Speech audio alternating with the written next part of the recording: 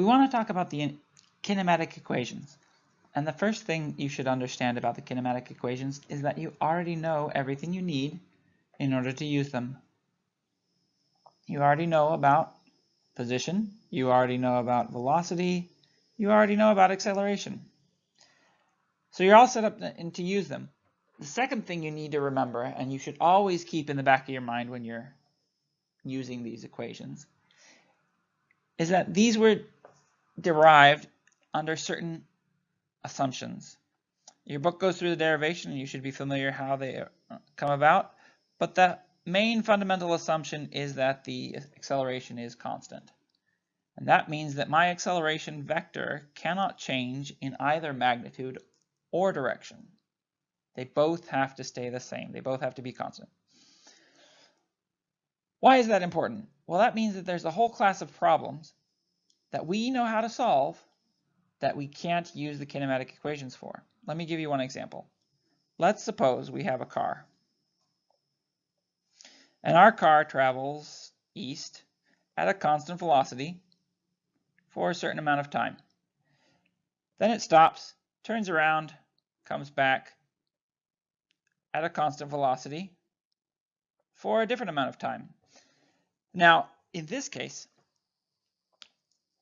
we can ask lots of different questions. We could ask, how far did we travel? We could ask, well, what was our average velocity? We could ask, what was our final displacement? And all of these questions we should be able to answer. However, if we look at this, we'll find that the acceleration was not constant during this entire trip. Right here, during this leg, the acceleration was 0. During this other leg, again, the acceleration was 0. However, right here, we turned around. We stopped, we turned around, we came back, and we had an acceleration that wasn't 0. And so we don't have a constant acceleration across this entire trip. So we can't use the kinematic equations to solve this. We'd have to go back to our definitions and find another way. There are, however, a large class of problems for which the kinematic equations do apply. There are lots of things that behave as though they have constant acceleration. For example, let's suppose I have a ball and I drop the ball. Well, that ball will fall under gravity, and gravity exerts a constant acceleration as long as we can ignore air resistance. So that would be a constant acceleration problem, and we can use the kinematic equations. Similarly, we might think, well, what if we have a car that's going forward but brakes as it comes to a stoplight? Brakes, for the most part, have a constant acceleration that they apply to slow down a car. And so that we could treat as a constant acceleration problem and use the kinematic equations. So there's a whole host of problems that we want to be able to solve, and the kinematic equations can help us to do that.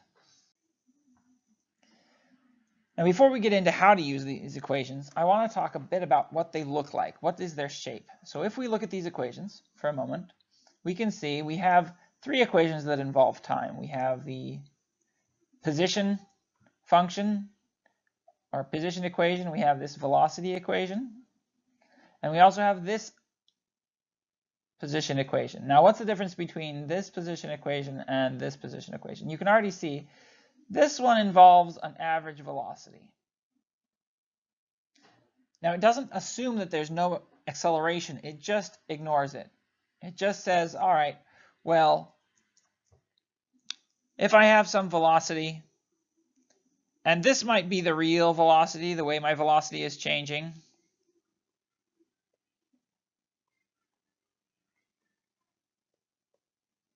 Well, I'm just going to use the average of it. So I'm just going to take whatever the final was in the initial, and that's going to give me, I'm going to assume that I'm just going to use the average.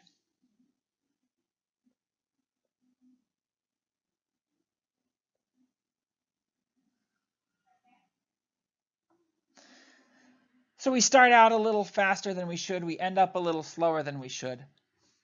But altogether, it comes out in the wash. So we can use this first equation even when we have an acceleration. But it isn't always useful because we often don't know what the average velocity is. We often will have to calculate the average velocity. And what we'd really like to do is we'd like to be able to use these equations to get us information in one step, not to have to go through multiple equations. So that's what we're going to try and practice. But let's look at what they look like. What is their shape? So again, we're going to look at this one, and this one. All right.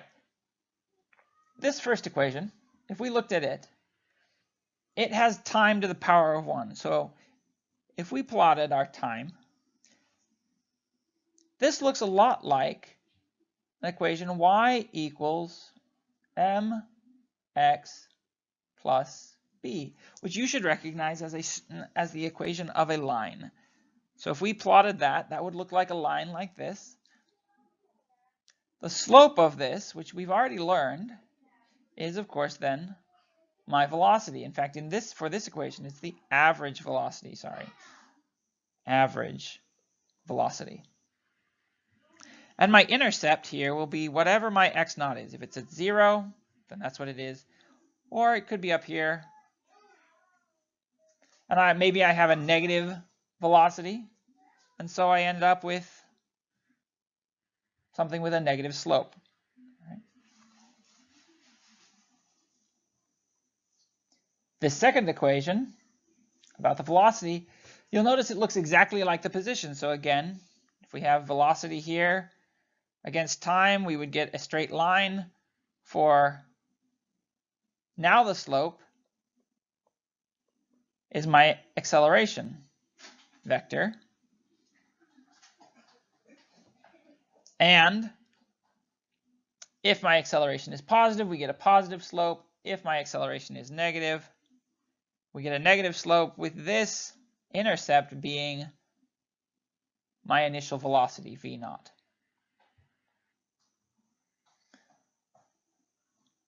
This last equation is the one that's most interesting, because this talks about the position. We want to know the final position of an object. It uses the initial position, it uses the initial velocity, and now it uses the acceleration. If we look at this equation, this has the form very similar to y equals ax squared plus bx plus c. And you can already see the way that I wrote it. We now know that a, that's just 1/2 our acceleration. B, that's just our initial velocity. And C, our initial position. Well, what shape does this give us? Well, that is the equation of a parabola. So if we have a positive acceleration, we will get a positive parabola, a curve sloping up. And if instead we have a negative acceleration, we have a curve sloping down like that. And so these are the kinds of motion we would expect. Again, this is position versus time. This is the kind of graph we would expect to get from these equations. So let's look at our first example. We have an old cathode ray television, and in the cathode ray television, electrons are shot forward to make the pretty pictures. So we have an electron. It accelerates from a velocity of 3 × 10⁴ meters per second to a velocity of 5 × 10⁶ meters per second, and it does so across 2 centimeters. What we want to know is for how long was it accelerating, and what was the acceleration. Now, when we are trying to solve a problem in physics, what we're trying to do is use the tools that we have to move from known quantities to unknown quantities. And we'll do that using all of the tools. Up to now, you have several tools. We have motion diagrams. we have graphs, we have pictures we can draw, and labels that we can give those pictures that'll allow us to talk about different quantities. We have fundamental ideas and concepts.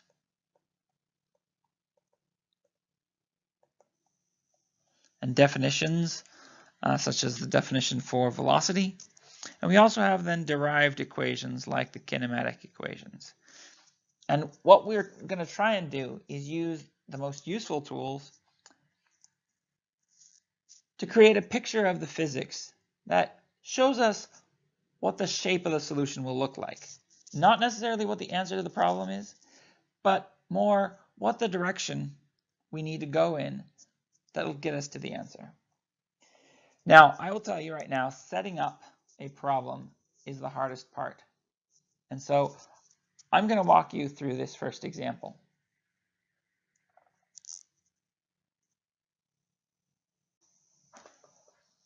So we have this electron and it's being accelerated.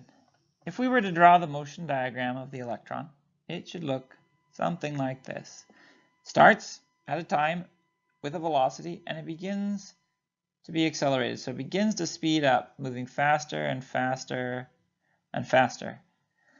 And looking at this, you can see that there is an acceleration in this direction. We're going to just go ahead right now and choose that to be our positive direction. So that this gives us a positive acceleration. If we were to draw a picture of the electron, it'll look something like that. I'm not a great artist. It starts at some initial time in its initial location with a velocity, an initial velocity, which we know. It accelerates, as we said, in this positive direction. And it reaches at some later time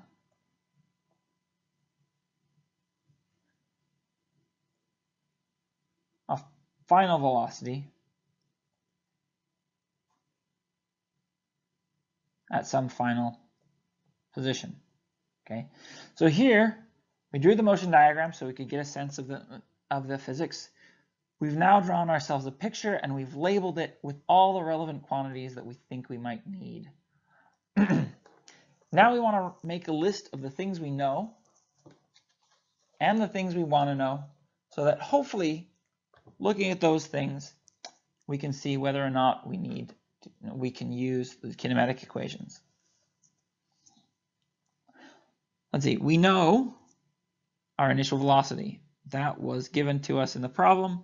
That was 3 times 10 to the 4th meters per second. We also know our final velocity. That was 5 times 10 to the 6th meters per second. We also know then what the distance was between these 2 points, and that was 2 centimeters. And let's go ahead and convert that right into meters because we're dealing with meters per second, so we won't have conflicting units. 2 centimeters is 0.02 meters. Now, we weren't given any constraints on our time or the location where we started.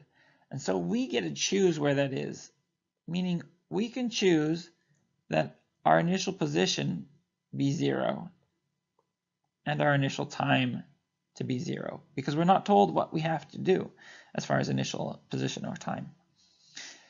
And choosing that means we also know then what our final position is. That is going to be 2 centimeters. Now we want to know time, and we want to know acceleration. At this point, we've drawn a picture, we've written down everything we know, we've written down what we want to know, and we can begin to search our toolbox to see if we can figure out how to move from known to unknown. Everything here is velocities. Sounds like we're probably going to use kinematic equations or maybe the definitions of velocity and position and acceleration. Right off the bat, we can see that this is a constant acceleration problem. And so we've already satisfied the first requirement of using kinematic equations, and that is that we have a constant acceleration. So our kinematic equations are probably going to be a good bet. Looking at our equations, we want to see if we can move from known to unknown in one step.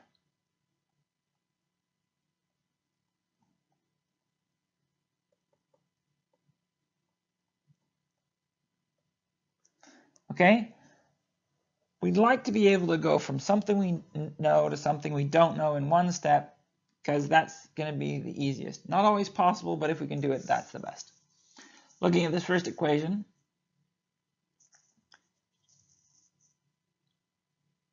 we've got an initial position, a final position, time, which we want to know, and an average velocity.